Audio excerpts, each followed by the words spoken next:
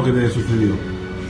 Pues mira, llegando al campo del Calderón, escoltados por la policía, justo en la curva del estadio estaba la afición del Atlético de Madrid y nos empezaron a tirar botellazos y piedras con tan mala suerte de que una pues me impactó como podéis ver, me impactó en la frente. Y bueno, una pena, porque ya no fue lo mismo entrar al campo, los compañeros preocupados. Luego sí que en el campo pues poco a poco pues ya no fue diferente, ¿no?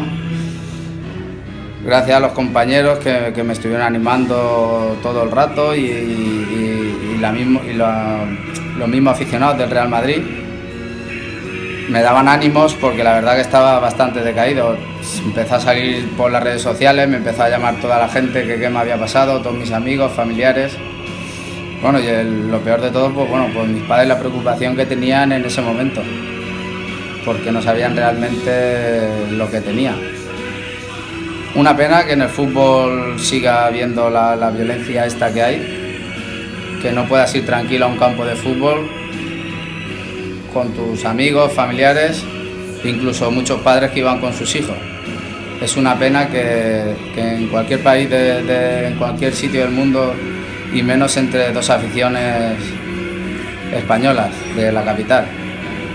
Bueno, gracias a Dios no fue a más, fue un corte de 4 puntos y nada, gracias a Dios, como podéis ver, estoy bien.